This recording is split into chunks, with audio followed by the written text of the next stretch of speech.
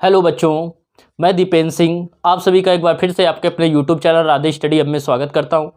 Class जो 12 के बच्चे थे वो पढ़ रहे थे वैद्युत धारा लेशन। वैद्युत धारा में आता है वैद्युत, जो पहला आता है वो क्या आता है चैप्टर, वो था वैद्युत चालन, और दूसरा जो था वो क्या था, वैद्युत परिपथ अथवा किरचॉफ के नियम। दोनों को हम कंबाइंड करके पढ़ा रहे हैं।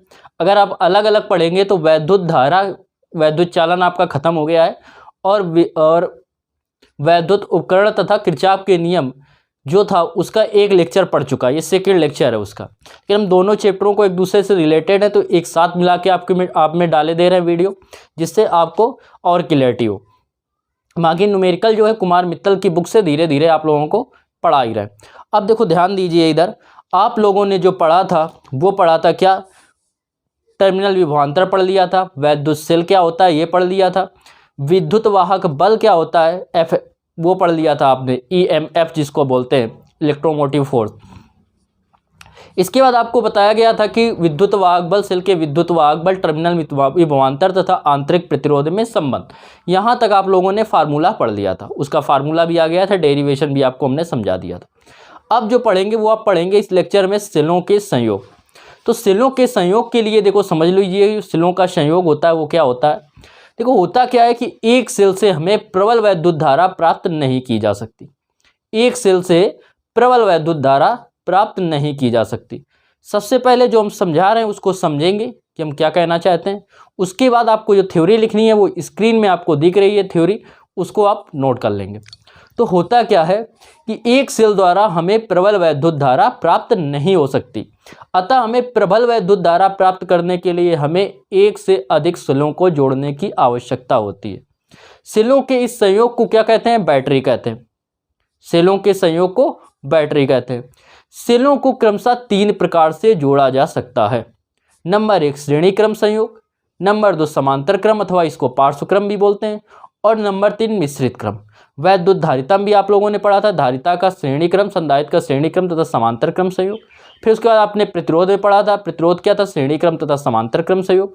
अब आप पढ़ेंगे किसका, सेलों का श्रेणी क्रम इसमें पढ़ेंगे और समांतर, और इसके साथ साथ मिश्रित क्रम भी पढ़ेंगे। यार उनमें भी मिश्रित क्रम था लेकिन डेरिवेशन नहीं था, न्यूमेरिकल उससे रिलेटेड आएंगे। इसमें डेरिवेशन भी है तो आपको हम इसको डेरिवेशन भी करके बताएंगे। तो सबसे पहले वही कि सेल क्या होता है, स्क्रीन में लिखी डिफिनीशन लिख लेंगे कि वैद्युत सेल क्या, सेलों का संयोग क्या होता है। हमें कभी कभी एक या एक से अधिक, हमें एक सेल द्वारा प्रबल वैद्युत धारा नहीं प्राप्त कर सकते हैं, अतः प्रबल वैद्युत धारा प्राप्त करने के लिए हमें एक से अधिक सेलों को जोड़ने की आवश्यकता होती है। सेलों को इस संयोग को बैटरी कहते हैं। सेलों का संयोग या सेलों को निम्नलिखित 3 प्रकार से जोड़ा जा सकता है। नंबर 1 श्रेणी क्रम संयोजन, नंबर 2 समांतर क्रम संयोजन, और नंबर 3 मिश्रित क्रम। समांतर क्रम को पार्श्व क्रम भी बोलते हैं। तो ये बात हो गई श्रेणी क्रम।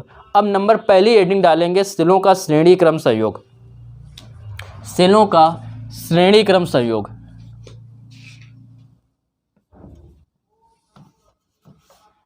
जो फर्स्ट हेडिंग है वो है सेलों का श्रेणी क्रम संयोग। श्रेणी क्रम संयोग कि श्रेणी क्रम क्या होता है, इसको बोलते हैं क्या, इन सीरीज, सीरीज में जोड़ना है आपको। तो देखो इसमें क्या किया जाता है, किस प्रकार जोड़ते हैं हम लोग सेलों को, कि जैसे ये सेल दिए गए, इस फिगर से आप लोग पूरी थ्योरी समझेंगे।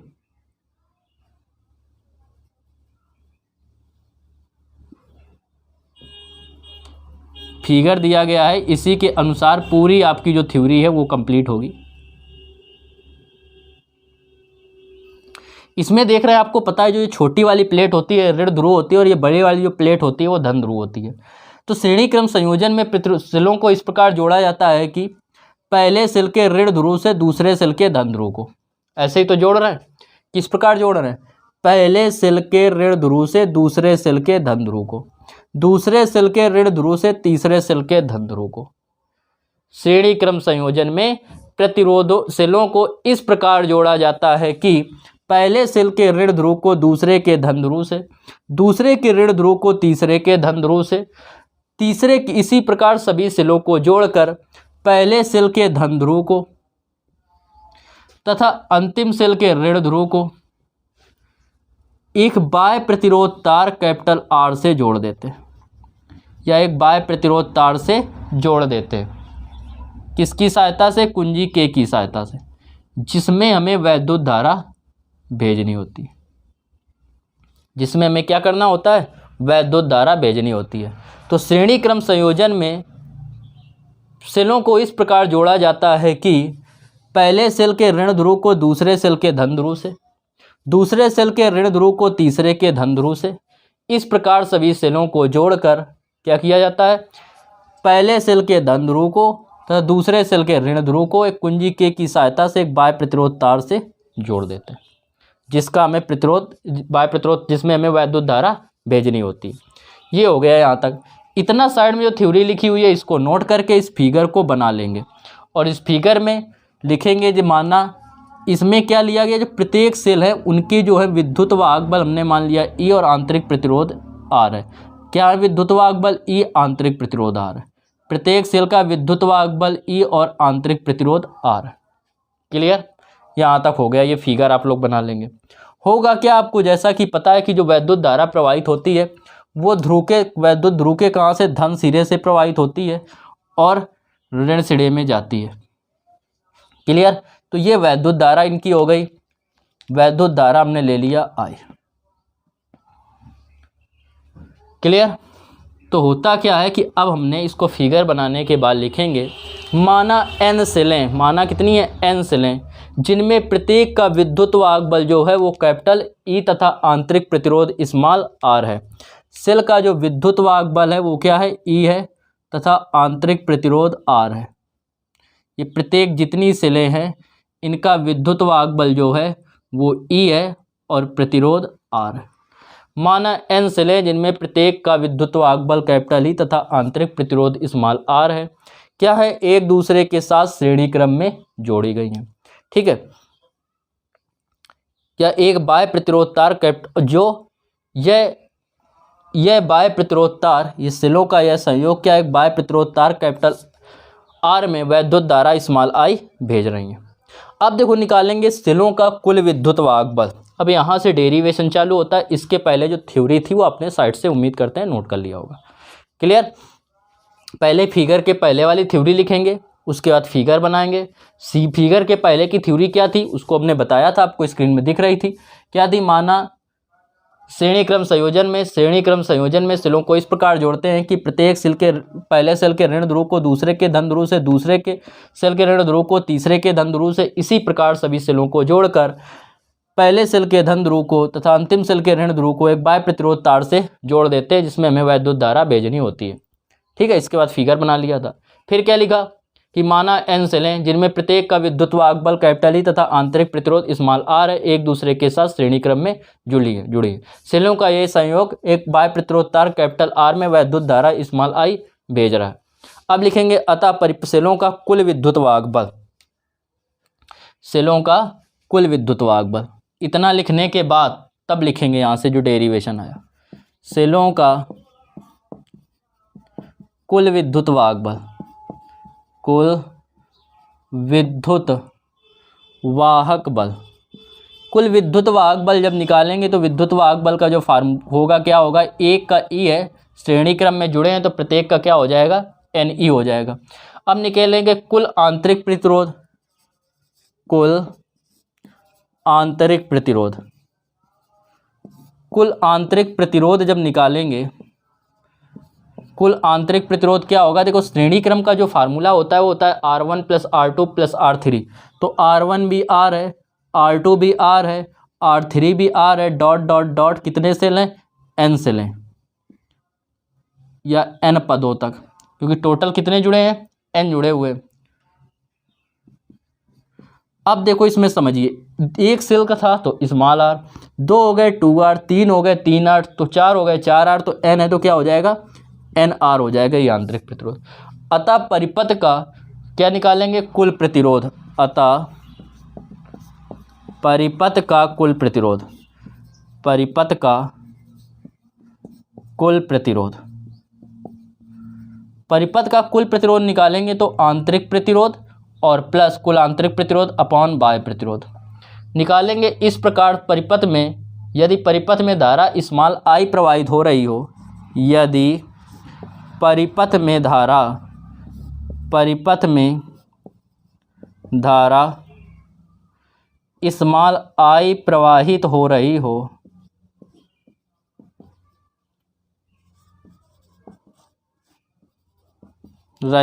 तब धारा I बराबर जो होता है वो होता है सेल का विद्युत वाहक बल। इसके पहले जो प्रूविंग कराई है आपको किसमें, टर्मिनल विभवांतर विद्युत वाहक बल तथा आंतरिक प्रतिरोध में संबंध, वो आप जरूर पढ़ लेना, क्योंकि उसी से फार्मूला आया था कि I बराबर विद्युत वाहक बल बराबर कुल आंतरिक प्रतिरोध प्लस बाह्य प्रतिरोध या E अपॉन कुल प्रतिरोध। इतने एम्पियर की आ गई धारा। ये तो आपको धारा का फार्मूला आ गया अगर वैद्युत धारा पूछेगा तो।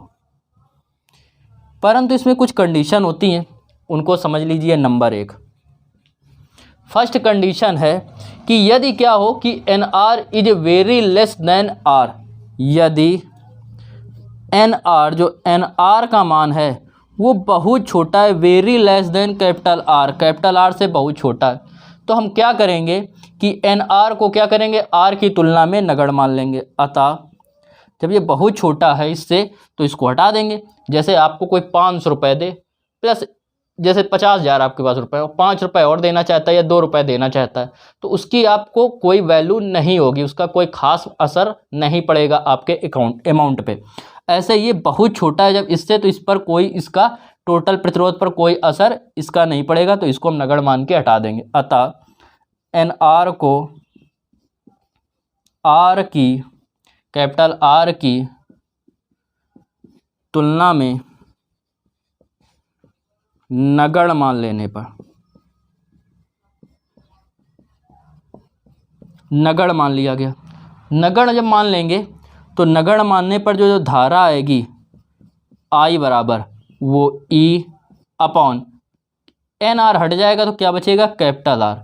अर्थात इस प्रकार जो प्राप्त धारा होगी वह एक सेल द्वारा प्राप्त धारा के समान होगी। अतः यह धारा, अतः इस स्थिति में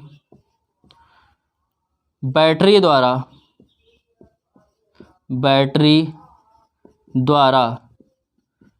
प्राप्त धारा एक सेल द्वारा प्राप्त धारा के समान होगी। किसके द्वारा होगी, एक सेल द्वारा प्राप्त धारा के समान होगी। जब एक सेल द्वारा प्राप्त धारा के समान होगी, इसका मतलब हमें सेलों को श्रेणी क्रम में जोड़ने से कोई लाभ नहीं होगा। तब मतलब चाहे 1 जोड़ें चाहे 10 जोड़ें, जब धारा उतनी ही प्राप्त हो रही तो हम 10 क्यों जोड़ें, सीधे 1 ले लें सेल। तो तब या इस स्थिति में सेलों को, इस स्थिति में सेलों को श्रेणी क्रम में जोड़ने से कोई लाभ नहीं होगा। मतलब इस स्थिति में सेलों को क्या होगा, श्रेणी क्रम में जोड़ने से कोई लाभ नहीं। 1 मिनट, गलत हो गया। यहाँ देखो NE आया था तो यहाँ कुल विद्युत वाहक बल रखेंगे NE, तो ये NE आएगा।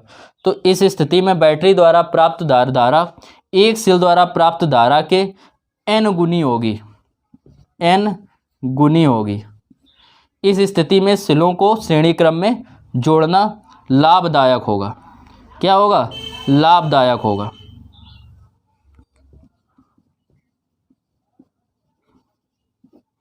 लाभदायक होगा। लेकिन यही अगर आपसे कह दे क्या, सेकेंड कंडीशन में, ठीक है, ये समझ में आया, थोड़ा ये मिस्टेक हो गया था, हमने सही कर दिया। कुल विद्युत वाहक बल ऊपर लेना है तो NE लेंगे, ना कि E। अब देखो ध्यान दीजिए, सेकेंड कंडीशन में यदि क्या हो, यदि NR का जो मान है वो R से बहुत बड़ा हो, या आप ये कह सकते हैं कि जो कैपिटल R है, जो आपका कैपिटल R है वो NR से बहुत छोटा है। इसका जो मान है NR का R से बहुत बड़ा है कह सकते हैं, या NR का मान आर का मान कैपिटल आर का इस एन आर से बहुत छोटा है, मतलब नगण्य है। तो इस प्रकार क्या करेंगे, अब किसको छोड़ देंगे, आर को छोड़ देंगे। आर है इतने हो तो कैपिटल आर को एन आर की तुलना में नगण्य ले लेंगे, तुलना में नगण्य लेने पर नगण्य ले लेंगे। जब इसका मान इसकी तुलना में नगण्य लेंगे तो होगा क्या, यहाँ पे कैपिटल आर हटा देंगे, इसकी जगह कैपिटल आर ना लेके केवल ले लेंगे एन आर। तब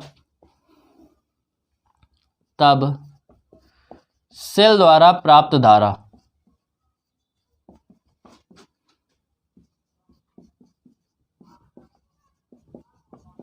जो सेल द्वारा प्राप्त धारा होगी I इक्वल, वो होगी आपकी कितनी, N E upon N R. Capital R तो लेंगे नहीं, तो हो जाएगी N E upon N into small R. Small N से स्मॉल एन क्या होगा, कैंसिल हो जाएगा आपस में। तो जब एन से एन कैंसिल हो जाएगा, अतः आई बराबर आएगा ई अपॉन स्मॉल आर। मतलब ये क्या होगी, एक सेल द्वारा प्राप्त धारा के समान होगी। इसमें क्या था, इस स्थिति में प्राप्त धारा एक सेल द्वारा प्राप्त धारा की एन गुनी होगी। इसमें क्या होगा, इसमें प्राप्त धारा एक सेल द्वारा जितनी धारा प्राप्त होगी उतनी एन सेलों द्वारा धारा प्राप्त होगी। तो जब हमें एन सेलों द्वारा एन सेलों को जोड़ने पर कोई लाभ नहीं हो रहा है, धारा उतनी ही मिल रही है, तो हम इनको श्रेणी क्रम में क्यों जोड़ें जब कोई लाभ नहीं है। तो लिखेंगे इस स्थिति में सेलों को या एन सेलों को श्रेणी क्रम में जोड़ने से कोई लाभ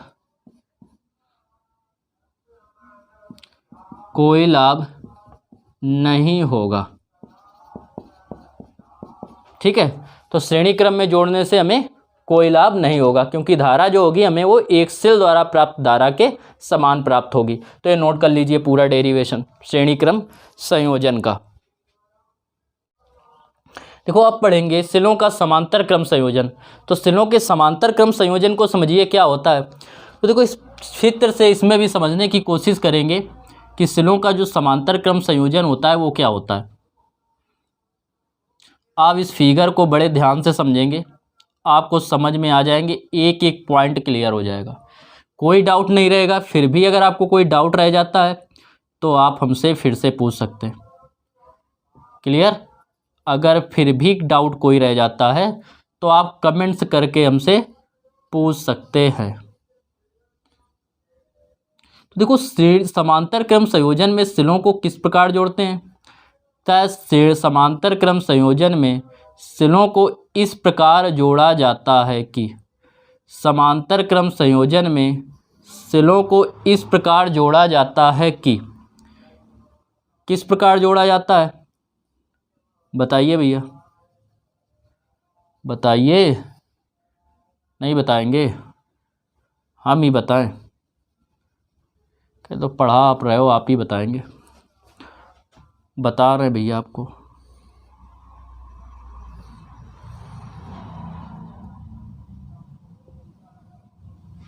देखो समांतर क्रम संयोजन में सेलों को इस प्रकार जोड़ा जाता है कि प्रत्येक सेल के धन ध्रुव को एक बिंदु से तथा प्रत्येक सेल के ऋण ध्रुव को एक अन्य बिंदु से जोड़ देते हैं, और अन्य बिंदु से जोड़कर क्या करते हैं, एक बाह्य प्रतिरोध तार कैपिटल आर से जोड़ देते हैं, जिसमें हमें वैद्युत धारा भेजनी होती है। एक बाह्य प्रतिरोध तार कैपिटल आर से जोड़ देते हैं, जिसमें हमें वैद्युत धारा भेजनी होती है। तो क्या है, समांतर क्रम संयोजन में सेलों को इस प्रकार जोड़ा जाता है कि किस प्रकार जोड़ते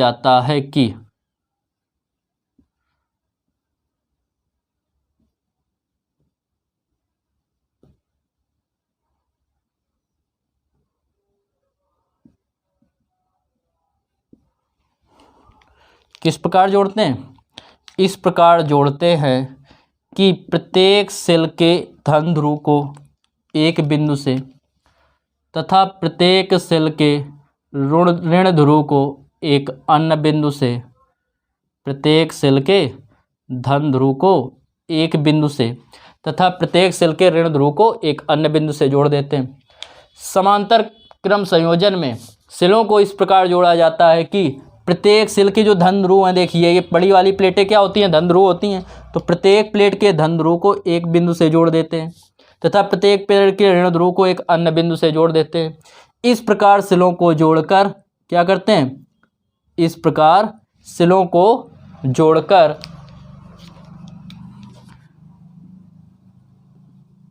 इन्हें क्या करते हैं, पर इन्हें एक बाह्य प्रतिरोध तार कैपिटल आर से जोड़ देते हैं। इसमें जो धारा प्रवाहित हो रही है वो क्या है, आई मान लिया। फिर से एक बार देख लो, साइड में थ्योरी आपकी लिखी दिख रही है। समांतर क्रम संयोजन में सेलों को इस प्रकार जोड़ा जाता है कि प्रत्येक सेल के धन ध्रुव को एक बिंदु से, प्रत्येक सेल के ऋण ध्रुव को एक अन्य बिंदु से जोड़कर इन्हें क्या करते हैं, एक बाह्य प्रतिरोध तार कैपिटल आर से जोड़ देते हैं, जिसमें हमें वैद्युत धारा भेजनी होती है। क्लियर। इतना लिखने के बाद आप क्या करेंगे, फिगर बनाएंगे। साइड में जो थ्योरी दे रहा है उसको लिखने के बाद इसको फिगर बनाएंगे। इसके बाद लिखेंगे क्या, माना स्मॉल एन सेलें जिनमें प्रत्येक का विद्युत वाहक बल आपको दिख रहा है कितना है, कैपिटल ई है।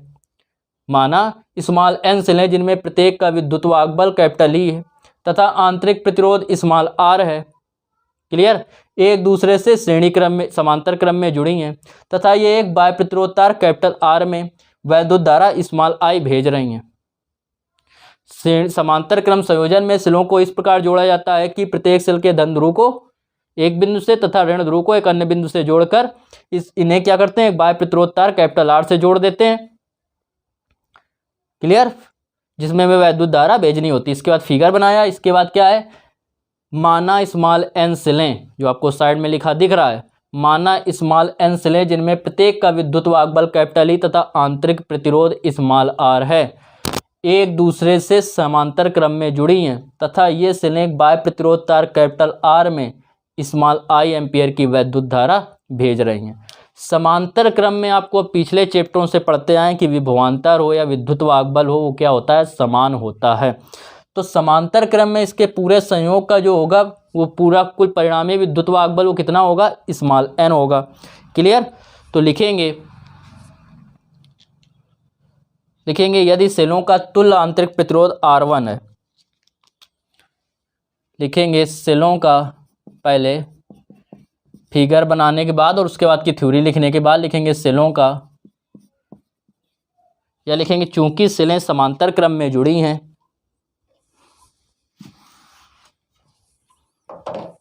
क्या है, चूंकि सेलें समांतर क्रम में जुड़ी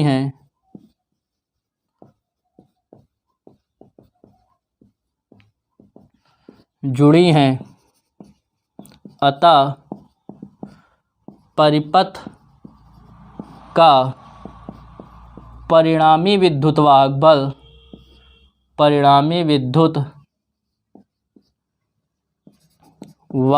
बल कैपिटल ई ही होगा। ठीक है। समांतर क्रम में विद्युत वाहक बल समान होता है। ठीक है। माना, इसके बाद लिया कि इनका आंतरिक प्रतिरोध जो तुल्य आंतरिक प्रतिरोध है, माना परिपथ का या बैटरी का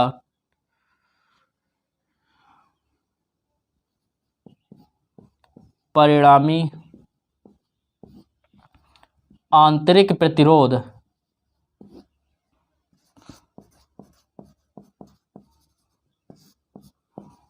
R1 है, तब 1/R1 इक्वल, क्योंकि समांतर क्रम में जुड़ी हो, समांतर क्रम का आपको फार्मूला पता है कि 1/R बराबर होता है 1/R1, 1/R2, 1/R3 plus dot dot dot कितने पदों तक, n पदों तक। समांतर क्रम में सब जुड़े हैं तो समांतर क्रम का फार्मूला लगा देंगे। इसको हमने तुल्य प्रतिरोध मान लिया तो 1/R1, एक दो जोड़ते तो 2/R आता, क्योंकि इसको आप देखिए जोड़ के तो हर समान है तो 2/R, तीन जोड़ेंगे तो 3/R, चार जोड़ेंगे 4/R या 4/R, n जोड़ेंगे तो क्या आएगा n अपॉन स्मॉल r। इसका भी उत्क्रम कर दीजिए तो r1 बराबर आ गया r बटे n, ये आ गया। अतः परिपथ का निकालेंगे, अतः परिपथ का कुल प्रतिरोध निकालेंगे या तुल्य प्रतिरोध निकालेंगे तो कितना आएगा तुल्य प्रतिरोध? ये आया आंतरिक प्रतिरोध, कुछ आया r अपॉन n और बाह्य प्रतिरोध हो गया r। तो क्या हो जाएगा n एलसीएम लेंगे तो r प्लस n का इसमें गुणा हो जाएगा nr। ठीक, ये आ गया। निकालेंगे इस प्रकार परिपथ में प्रवाहित वैद्युत धारा, इस प्रकार परिपथ में प्रवाहित वैद्युत धारा निकालेंगे। I बराबर क्या होता है कुल विद्युतवाहक बल अपॉन कुल प्रतिरोध। वैद्युत धारा I बराबर होता है कुल विद्युतवाहक बल। कुल विद्युतवाहक बल कितना आया था आपका? E आया था, बता रहा था समांतर क्रम में जुड़ा। कुल प्रतिरोध कितना आया है? R plus N R upon n, इसका ऊपर गुणा हो जाएगा तो I इक्वल जो आएगा वो आएगा n upon capital E upon small r plus N R. तो जैसा कि आप लोगों ने किस में किया था, आप लोगों ने किया था उसमें श्रेणी क्रम वाले में, वैसे ही एक बार इसमें करेंगे। क्या एक बार ले लेंगे कि क्या है N R is greater than small n into capital R is greater than small r। ठीक है, लिखेंगे यदि N R is very greater than किससे? स्मॉल r से। या लिख सकते थे स्मॉल r वेरी लेस देन, बहुत छोटा है किससे? r से। ऐसे ही लिख लो जैसे पीछे कर रहे थे। फर्स्ट कंडीशन है यदि small r is very less then n into capital R, तब स्मॉल r को एन आर की तुलना में नगण्य लेने पर, की तुलना में नगण्य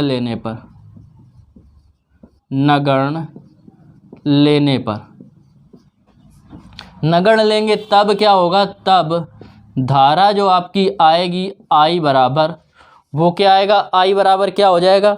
अब R को हटा दिया तो बचेगा NE अपॉन, ये हट चुका है तो क्या बचेगा? N into capital R।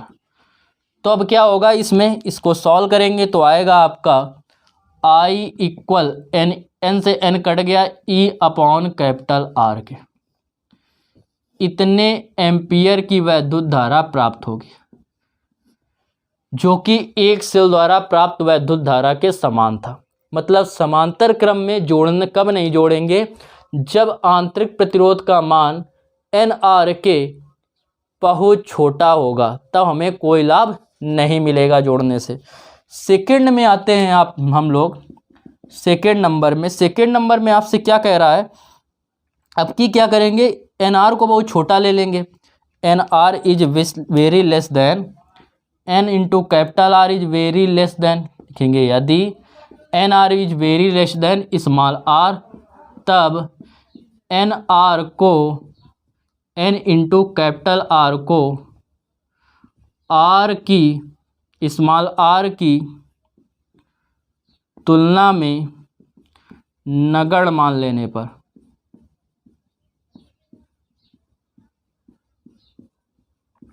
NR की तुलना में हमने क्या किया? नगण्य मान लिया। जब नगण्य मान लेंगे, इसको NR को मान लिया स्मॉल r की तुलना में नगण्य, तो अब क्या लेंगे? R को।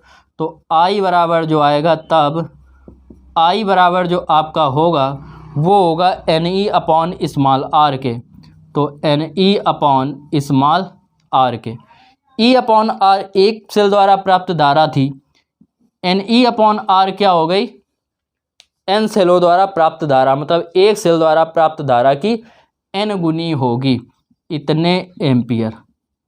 तो क्या लिखेंगे?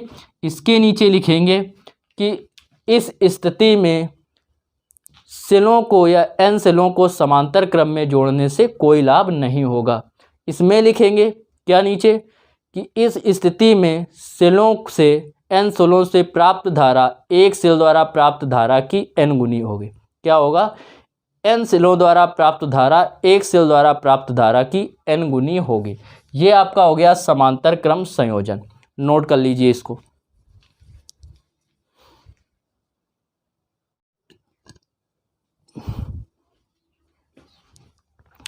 देखिए जो अगली हेडिंग है वो कह रहा है सेलों का मिश्रित क्रम संयोग। मिश्रित क्रम संयोग या संयोजन।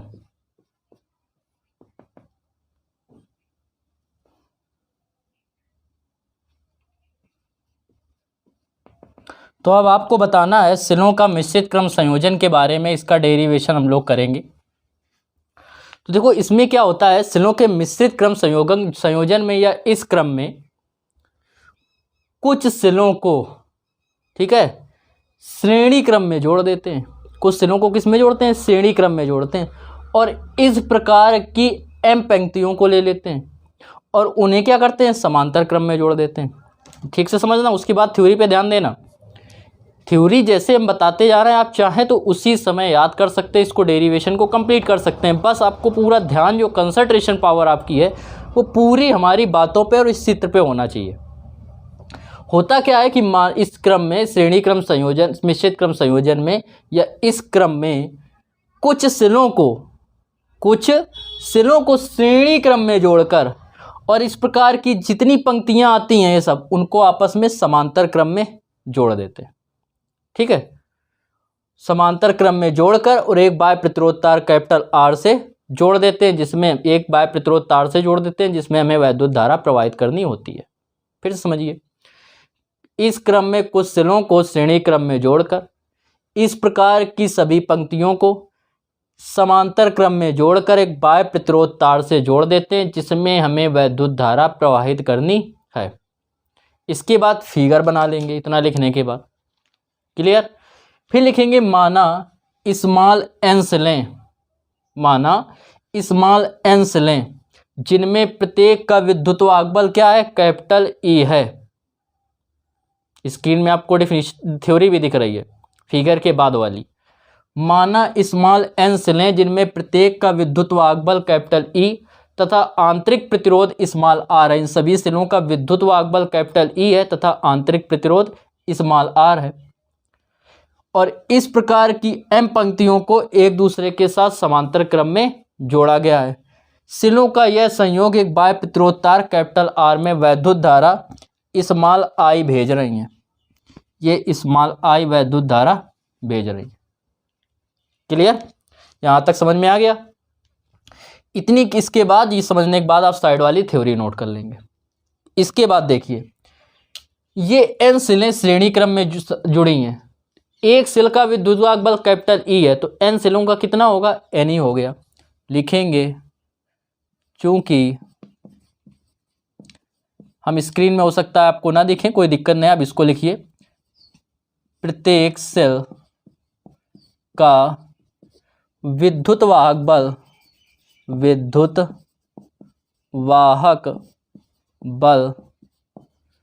कैपिटल E है। ठीक है, प्रत्येक सेल का विद्युत्वाहक बल कैपिटल E है तथा n सेलें किस में जुड़ी हैं? n सेलें श्रेणी क्रम में जुड़ी हैं तथा इस प्रकार की n सेलें, इस प्रकार की n सेलें श्रेणी क्रम में जुड़ी हैं, श्रेणी क्रम में जुड़ी हैं। जब ये श्रेणी क्रम में जुड़ी हैं तब n सेलों का विद्युत्वाहक बल, n सेलों का कुल विद्युत्वाहक बल, कुल विद्युत वाहक बल NE होगा। n सेलों का विद्युत्वाहक बल NE होगा। और इस प्रकार की m पंक्तियां, इस प्रकार की कह रहा है इस प्रकार की m पंक्तियां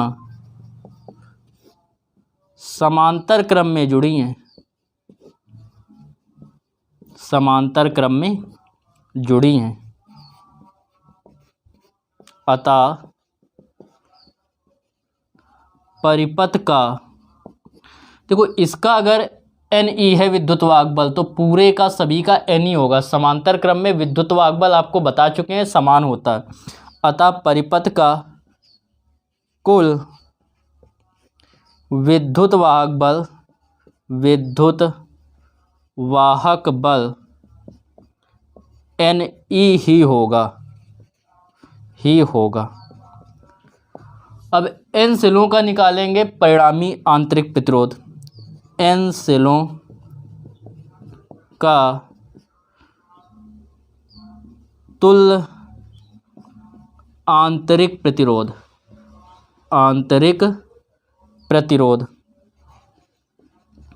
n सेलों को भी समांतर श्रेणी क्रम में जोड़ा था तो आंतरिक प्रतिरोध क्या आया था? Ne आया था, Nr आया था। R1 + R2 + R3 वाले फार्मूले से पीछे आपको बता चुके हैं प्रतिरोधों का श्रेणी क्रम संयोजन और समांतर क्रम संयोजन। अब इस प्रकार समांतर क्रम की और अतः m पंक्तियों का, अतः m या परिपथ का कुल आंतरिक प्रतिरोध, अतः परिपथ का कुल आंतरिक प्रतिरोध